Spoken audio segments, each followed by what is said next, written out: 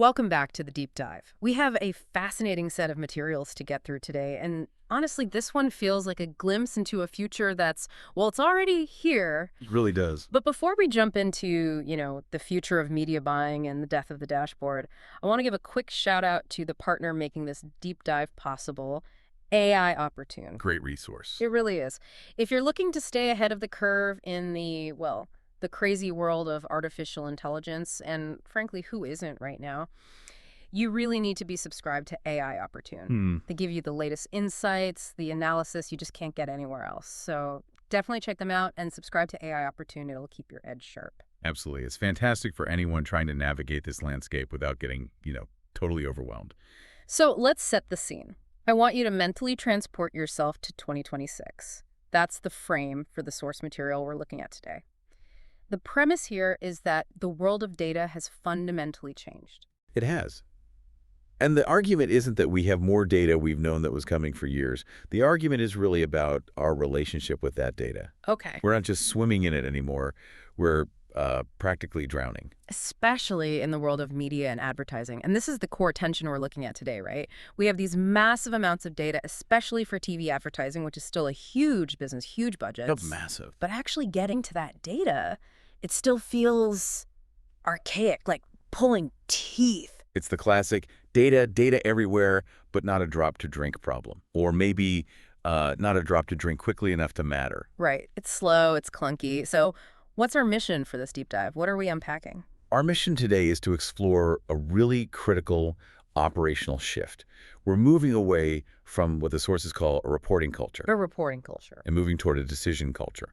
And to do that, we're going to look at a very specific case study. A company called EDO and their new interface, ChatEDO. ChatEDO. It sounds friendly, like a buddy you'd text. In a way, it is. But we need to look past the product name and get to the concept. This is really a deep dive into Agentic AI. Okay, let's pause there. Agentic AI. I feel like that term is getting thrown around a lot, but for the average CMO, it might just sound like another buzzword. Sure. We hear AI and we think ChatGPT writing a poem, or like Mid-Journey making a weird picture of a cat. Exactly, and that's generative AI. Its job is to make new stuff. Agentic AI is different. It's not about AI that makes things. It's about AI that does things. It's operational. So less, write me a sonnet about brand synergy. And more, fix my marketing strategy right now. Got it. It's about utility, not just novelty. Precisely. Taking the friction out of the doing. I love that. Okay, let's get into the weeds. The source material talks about a specific villain in this story called the latency gap. What is that? It's just like it sounds, but with much higher financial stakes. The latency gap is the delay between spending a massive budget on a campaign and actually knowing if it worked. Which is just wild when you think about it. It is. We're so used to digital ads where you see clicks in real time, but TV is still this black box. Historically, yeah. You spend millions on a spot and then you just wait. And in the old way, which is still the current way for a lot of companies, that performance data is just buried. Where?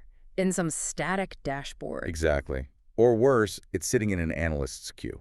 Oh, the dreaded analyst queue. I think everyone listening has felt that pain. You send an email, hey, did the Super Bowl spot work? And you get a ticket number back. Right.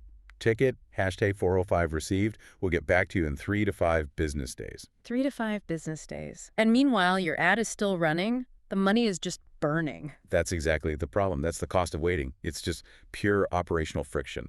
Time-sensitive decisions, they just get stalled. You're frozen. You're frozen. And you literally cannot optimize what you can't see. So it's like driving a car blindfolded, and your passenger tells you to turn left 5 seconds after you've already passed the turn. That is a perfect analogy. Yeah. The old model is all about reporting. And reporting, by definition, is looking backward. It's history. Right. It's finding out what happened last month. But in 2026, you need to know what's happening now. So enter the hero of the story. The sources introduce us to ChatEDO. Yep. IDEO launched this tool specifically to kill that latency gap. They call it an Agentic AI interface. Okay, what does that look like? Is it just a faster dashboard with cooler graphs? Because I've seen plenty of those. No, and that's the big difference. The argument is that it replaces the dashboard completely with what they call natural language retrieval. Natural language retrieval, so just talking to it. Just talking, or typing a question. The source calls it speed of understanding. So instead of clicking through tabs and filtering dates and exporting as CSV, Oh, the pivot tables? just ask a question. But is it accurate? I mean, that's the fear with these things, right? That they just make stuff up. And that's where the agentic part is so key. It's not generating a guess. It's querying a structured database. It's a retrieval tool, not a creative writer. Okay, let's make this real. I want to role play this. I'll be the stressed out marketing manager. I'm ready. I am the interface. Okay, I've got 3 different versions of an ad running.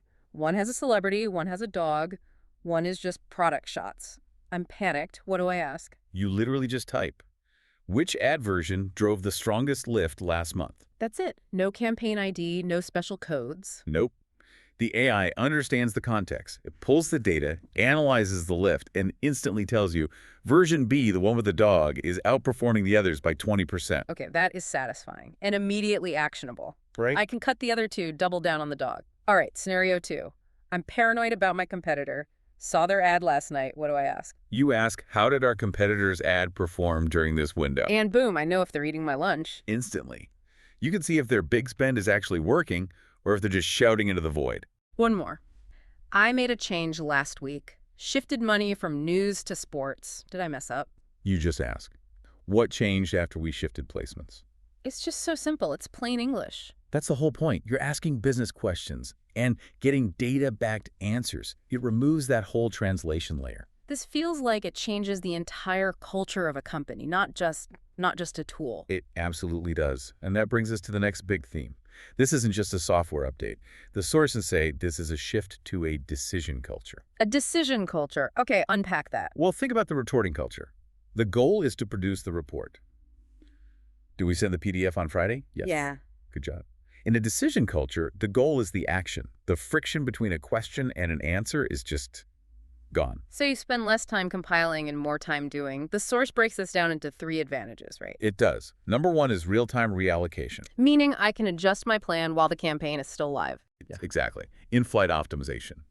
In the old world, you'd get the report after it's over and say, oh, we should have spent more on sports. Which is the most frustrating thing ever. Here's what we should have done 6 weeks ago. It's too late. But with this, you can see on Tuesday that sports is working and move the money there by Wednesday. That's huge. It's turning the Titanic into a jet ski. Okay, what's number 2? Democratized access.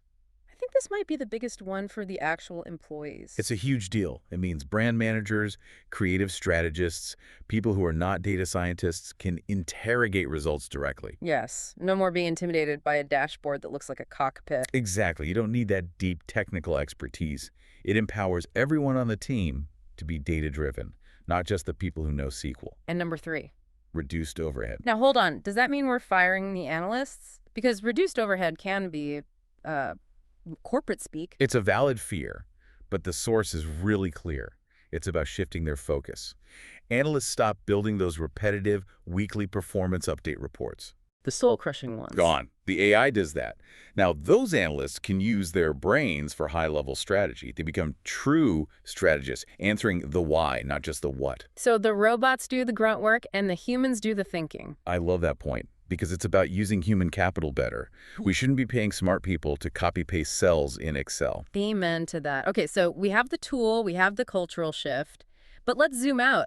This feels bigger than just TV ads in 2026. Oh, it's way bigger. The source makes a bold claim about the evolution of AI here. Right, from creative assistant to operator. Yes.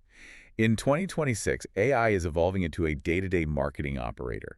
It's becoming infrastructure. Infrastructure, that's a heavy word. That means it's essential, like plumbing or electricity. It's not just an app you open. That's the idea. Yeah. It's embedded directly into your workflow. It's the operating system for the marketing department. But I have to ask, why TV? Why is this happening so prominently there? I mean, TV feels like the dinosaur, not the high-tech frontier. That's a great question. And the answer is its complexity.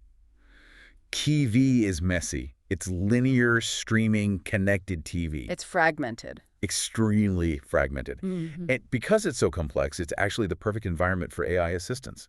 A human brain has a hard time connecting all those dots in real time. It's cognitive overload. Too much info at once. But an AI agent, it can surface those insights instantly. The goal isn't for the AI to control the decision, but to make the insight accessible at the moment of need. At the moment of need. I like that. It's not about a report next week. It's about knowing right now before I sign the check. That's the difference between winning and losing. So if I'm listening to this and I'm running a team, what do I actually do? How do I get started? The source lays out some very clear strategic takeaways. Give us the playbook. What do we do Monday morning? First, audit speed to answer. Audit speed to answer. What's that mean? Look at your organization. When someone asks a critical question, how's the campaign doing? Yeah. How long does it take to get an answer? Is it minutes, hours, days? And if it's days? Then that delay is an opportunity for AI. That time to insight, that's your metric for inefficiency. And it's costing you money. That's a great concrete metric. Okay, what's second?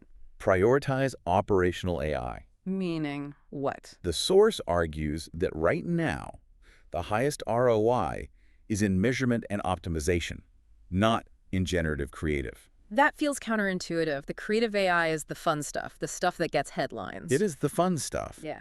But the argument is, don't spend your budget on the AI that writes funny tweets. Spend it on the AI that tells you if the tweets are actually making you money. The unsexy plumbing that drives the profit. Exactly. Fix the measurement first. Okay, and the third takeaway. Yes. Build AI infrastructure. Make it permanent. Yes. These tools can't be novelties. They can't be a cool toy that one person on the team uses. It needs to be the default way you work. It's like switching from snail mail to email. You don't go back. You never go back. Once you can get an answer in seconds, waiting for a dashboard just feels broken. This has been fascinating. Let's recap the journey we've been on. We started with the old way, static dashboards, the latency gap. Then we moved to the solution, agentic AI like ChatEDO, letting us just talk to our data. No more SQL. No more waiting. And we discussed the cultural shift from just reporting on what happened to actually deciding what to do next. So what's the big so what here for the listener? The so what connects right to the bottom line. The source puts it perfectly.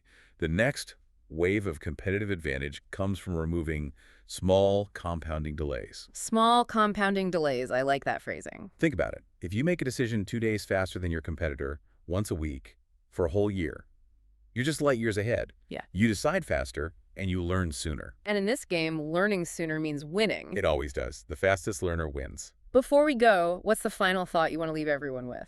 The source ends with a really strong statement. It describes this shift to agentic AI as the most transformational performance story for 2026. Wow. Not the flashiest story, but the most transformational. And it leaves you with a question.